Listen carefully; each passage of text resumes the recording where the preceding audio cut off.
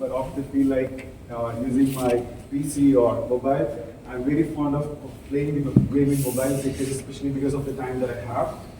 And I'm also very interested in sci-fi movies. Sci-fi movies are one aspect that I learned about. If you consider this particular movie, which is called I, Robot, it was released 20 years back. And whatever they have predicted 20 years back, it's happening in reality right now. So I would strongly suggest you as an option to go and watch this movie and you share your feedback with me. The last thing that I wanted to share is ADP List. That's the platform that I use in order to interact with a lot of seniors as well as juniors to learn a lot of things from them, especially from seniors, what is their experience about working in the field of design. And talking to the juniors, I can get a lot of information about what are their aspirations like. So this is a platform that I use on a frequent basis. So you can find me in ADP List if you want to connect with me. Then, talking about the things that I did and I do in order to make my living, I started my journey as a UX designer. Then I transitioned to UX researcher very late in 2019 after doing my HFA certification. And currently I'm managing a bunch of Gen Zs. And me being a Gen Z, I'm finding it really hard. So that is something I really wanted to share. And let me get into the next one. So that's the introduction. So today we're going to discuss about the topic of AI. And there are two key takeaways from this particular slide. So have you guys seen this meme by any chance? Yes. Yeah, so you can infer a couple of things. First, the opportunity that we have. So if you look at here, all the products or service-based companies that you talk to right now, they are selling the idea of AI. Even if it is not really required, they say like, we have an AI feature, it is AI powered, so we have an abundance of opportunity. I don't know the outcome of it yet. It might be successful or it might turn out to be a disaster that we have to wait and see, but all the companies are selling the idea or the buzzword that it is AI powered. So there are a lot of opportunities. On the other hand, when it comes to the designers or developers, we have a fear that our jobs are going to be taken up by AI, don't we? So let's not fear that. Let's see how we can make use of AI to make our productivity improve. So let's consider AI as an assistant rather than fearing out of it. And that is something that I wanted to communicate as a key takeaway from this particular session. So these are some stats that I wanted to share with you. This is a research done by Norman Nielsen Group. Everybody might be aware of it. And what they have done, they have talked to 800 different UX designers, and based on the response that they got, 92% of them use GenAI tools at least once a week. At least they have tried it once in their lifetime. So it is a great number that if you look at it, out of 800, 92% is a drastic number. So people are already started using AI in their day-to-day work. And if you look at the next number, at least 63% of them have used AI at least few times a week. So they are making use of it regularly as well. So this is something that we should consider as a cue for us to start using the AI tools that are available in the market. And the last one I wanted to share as a statistics is 40% of the designers would have already received AI training in some way or other through their organization. If you take the example of my organization, for this particular year, we have been asked to complete at least 2 courses related to AI, and which we have already completed. And how many of you have at least done a course in AI so far? Okay, so then I would strongly urge you, I can provide you with the resources, I can share it offline. I would strongly urge you to go and look at some of these courses that are available for free to start with, and if you want to go for a paid course, again, it's a great boon for us, for you to sell yourself as a designer. So the topics we might cover, the reason that I put we might cover, it might go beyond 18 minutes. So I'll try to make sure that we cover the basics, and if time permits, I can go and explain. So I want you to suggest what are the topics that you are interested in. So I definitely go for basics of AI for designers. Then we can talk about few examples and principles of AI, and we can also talk about use of AI in design process. So if you want to choose between these three, and if you want to select 2, what would be interested in? what would you be interested in? Can we go with the basics and use of AI in design, or any thoughts? Yeah, basics. Basics and use of AI. Yes. All right. Thank you. So let's look at what is the definition of AI. Let's not go to the technical side of it. If you put simply, AI is like a brain. So AI is a technology that is trying to simulate the human behavior. So human task or behavior that the humans showcase. For example, the task that as a human I can do would be learning, comprehending something that I'm seeing in front of me, identifying the patterns. So once I go through some contents around me, I can identify the patterns. Then I can solve the problems that are in front of me. I can take decisions. I'm also very good at creativity. So these are some tasks that humans are very good at. AI is trying to simulate that. When I say it is trying to simulate, it is trying to learn what humans can do. So in a simplest form, that is the definition of an AI.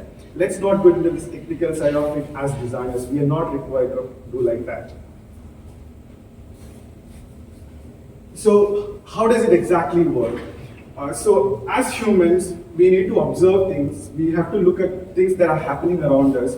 We are listening, we are speaking to different people, and based on that, we take decisions or we solve problems. Similarly, in order for AI to work, we should have some foundational aspects. So the most foundational aspect of AI to work perfectly is the data. So unless or otherwise you provide the AI technology with the data, it will not be able to give you the right output.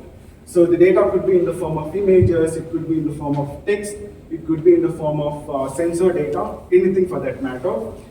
And once you provide the data, which is the foundational aspect of AI technology, you have to convert that into actionable outcomes. For example, you have to give it a set of instructions. So when I say instructions, it could be a set of rules, it could be certain calculations that it has to do at the back end in order to give you an output. So algorithms are kind of learning that AI does based on the data that we provide. So based on all these processes that happens at the back end, you will get patterns, you will get predictions, you will also get decisions that the AI can take similar to what human does, and finally it can also create new contents.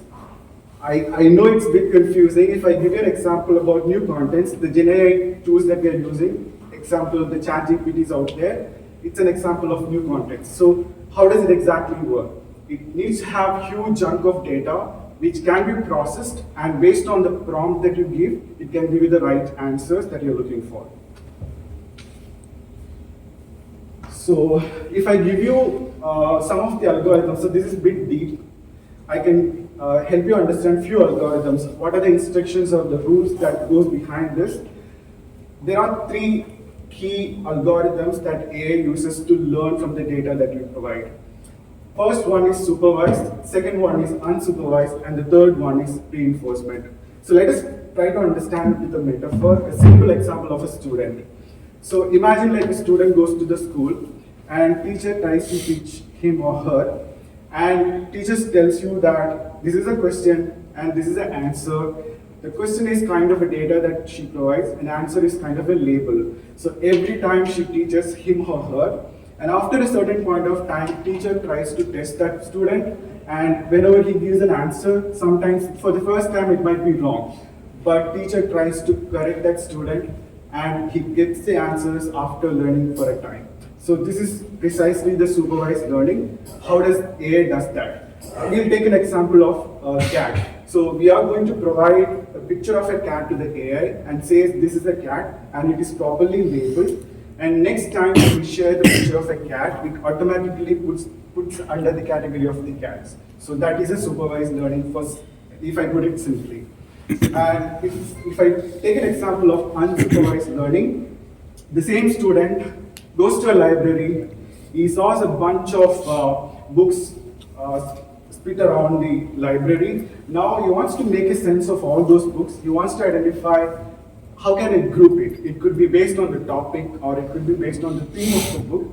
Now I identified that there is a certain set of books that pertains to science. Now, since I've identified that, I'll group it on my own without any support from teacher or anybody else. Now that is called unsupervised learning.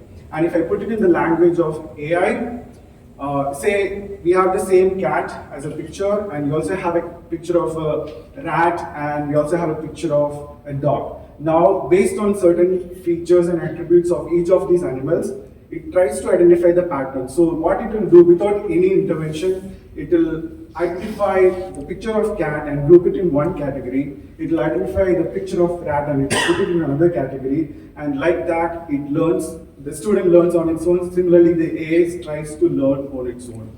That is unsupervised learning for you. Finally, we have reinforcement, which is like an open field.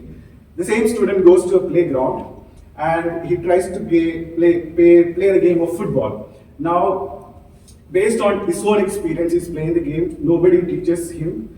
So he scores a goal and all the friends of his is applauding him for the goal that he scored. So he's getting rewarded. On the other hand, on the other time he misses the goal and his friends are kind of penalizes him by giving him a boo. So this is kind of reinforcement learning where the student is trying to maximize the reward by playing good, and whatever mistakes that he does, he's trying to correct that. If I give an example in AI, have you heard of Tesla's autopilot by any chance? Yes. So what it does is that it learns on its own. It can identify the obstacles, it can identify the paths, it can identify the traffic signals. Based on that, it will be doing it in a controlled environment to start with, and beyond a point of time, it learns on its own. Now it is like it is driving on its own. We have a provision in Tesla where it can run autopilot and it can help you to drive on its own without any human intervention. So we will look at the example in the upcoming slides. So these are some examples of supervised learning. So you all have come across spam folders in Gmail, right? So what it does is that some experts or moderators would have categorized certain mails under spam based on the content it is there in the mail, the title of the mail, or it could be like the links. If there are too many links in the mail content, they try to group it into particular labels. And whenever you get another mail, AI understands that and it will put the spam mails directly into the folder without you having to see it, wasting your time. So literally it's like even the feedback. You might have given a feedback like if you have received a marketing mail, there will be an option to mark it as spam, right? So you are giving a feedback, AI is trying to learn that, and next time when the same mail comes, you won't get that. So that's the supervised learning for you. Then, if I talk about an unsupervised learning, this is the classic example. Everybody here would have used Netflix one time at least, right? So what it does, based on the content that you consume, the time that you take, the likes and dislikes that you give, it learns from that particular data, and next time when you're logging in for logging into the Netflix, the recommendations that you get will be appropriate. For example, if I like a genre of sci-fi and I watched a movie very recently, next time when I'm logging in, the content will be more personalized based on the like that I've given. Now they've introduced another feature called love, which is like beyond a step. If I'm going to love a movie that is very close to my heart, I'm giving a feedback to the system that I want to see more content like this. So next time when you're seeing the recommendations will be too personalized, we call it as hyper-personalization. And the second thing is auto-generated thumbnails. Same rule applies. It learns from the data that you provide to the Netflix, and based on that, it can create auto-generated thumbnails. If you have seen Netflix, none of the thumbnails that you see there would be a movie poster. Mostly, at least 80% of the thumbnails that you'll be seeing doesn't pertain to the movie posters that you see outside. Again, it's an algorithm that learns from the content that has been consumed by us, which will hook you and which will grab your attention, and based on that, they are providing thumbnails as an image. If I look at the last example of reinforcement, this I mentioned previously, Tesla's autopilot. It learns from the path it goes, it learns from the traffic lights, it learns from obstacles that are in between within a limited space to start with or limited environment to start with, and beyond that it runs on its own. So we are looking at a period where in future it will be fully autonomous by consuming all this data, because for every mistake that this autopilot does, it is penalized. So it will try to reduce it, and next time we can have a fully automated autopilot. You can go and explore this, because I want to give you some hints about, as designers, we should be aware of the basics of this. We may not be needed to go in depth, but this will help us to convince the stakeholders if there are any pushbacks from the stakeholders when it comes to sharing something in the form of design. If we are building an AI capability, and if they are saying like it is not feasible, we can always go back to them with real examples like this. So from that perspective, you can try to learn these concepts. I may not go through this now. If you have time, we can come back to this. These are principles that we should follow. Again, we are already following a lot of principles. The guidelines that is required for our basic designs, right? Similar to that, we might have to consider certain principles for AA as well. As I said, if time permits, we'll come back to this. How much time do we have?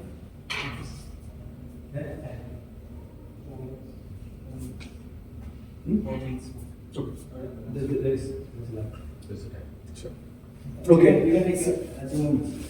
So I'll come to the last part, improving UX productivity using AI. 25%, the number that you're seeing here, is an objective that our organizations have defined.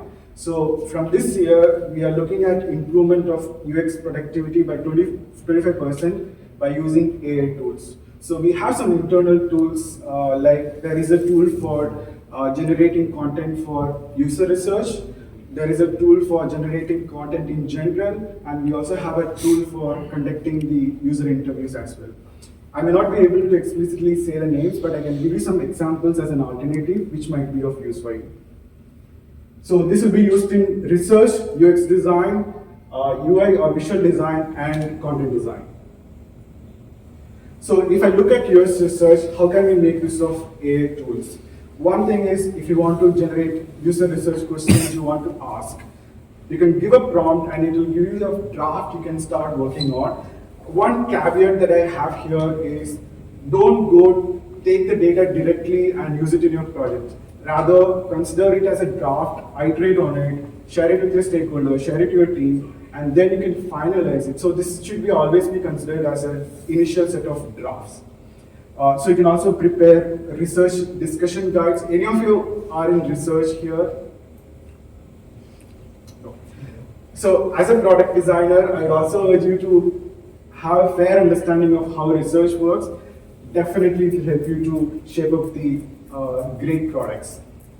And the next thing that I can do with research AI tools is to note taking. It is a pain in the current process that we have. There is a moderator who conducts the interview. There is a note taker who takes the notes on behalf of the moderator. That takes a toll of time. Now we have AI tools that can automatically do that. Panel is a tool wherein you are conducting an interview. As you conduct the interview, it automatically takes notes. It automatically puts all these notes into themes. This is like 80% reduction of time if you would have done manually. So if I were to break down all my interview notes and verbatims into themes, it will take me, if I'm done interview for 5 people, it will take me 2 to 3 days. By using these tools, I can reduce it to 2 or 3 hours. This is a prompt. I don't want to read it. The only thing that you need to consider is give full context when you are writing a prompt. Don't just put it like a single line. If you have a scenario, put it. If you have a persona, just mention about that. So make it elaborate so that the generative AI tool that you're using will be able to give you the right response that you're looking for. So this, coming to the UX design, we can make use of it to identify the design trends. So the prompt that you're seeing here is a prompt that I've typed to get the latest trends in UX. That's too generic. We can always make use of it. Nobody's going to question it. And the second thing is, if I want to explore the variations of text or visual content, I can use Copilot, or I can even use ChatGPT to get some early draft. You can make use of it. You can use, you can make it to make use of it to ideate for the solution. Say, I have a problem in my hand, and I want to get started with the ideation process. I can give a prompt. It will give you some basic ideas to kickstart your design journey. So for that, even we can make use of ChatGPT or any other similar tools. UXart, have you heard of it? Yeah. There is another tool called Galileo. All these tools, tools have end-to-end design process. Starting with user flows, user journeys, or even information architecture, there is a tool called Loom AI. You can make use of it, but only caveat that I always want to emphasize, don't put your protected data. If your company doesn't allow you to make use of these GenAI tools, don't put your protected data over there. It will land the company into a problem as well as it will be a problem for you as well. I'll take 2 minutes. And AI for visual design, I think most of us would have tried all these tools, Midjourney, Copilot, and we also have a tool called Design AI, where it has end-to-end solution for all the visual design flow. So you should definitely give it a try. Starting from how you want to create a logo, you can generate it with a prompt. So you should try this. And the last thing that I wanted to share, I think I saw this message in our group, and this is a problem, right? So they have a food packet, and all it says is lorem ipsum. They are not even mentioning about what exactly the food is. So we can take this as an example. Go to the ChatGPT or any similar tools, give a prompt to at least get some generic content. Put it there instead of lorem ipsum. At least it will give me an idea as to what exactly it is. I'm not asking you to give high quality content, but some basic graph which will help you to understand. From this, I never understood what exactly they were trying to sell. So yeah, so there are a lot of other tools as well. Jasper is a great tool where you can create content. And yeah, so with that I'll stop here. I think this is like too much of depth.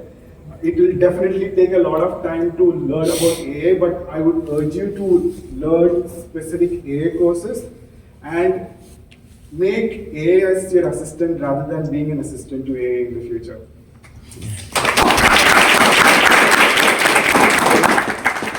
Any questions? Are you good? Yes. Can I ask questions? Yes.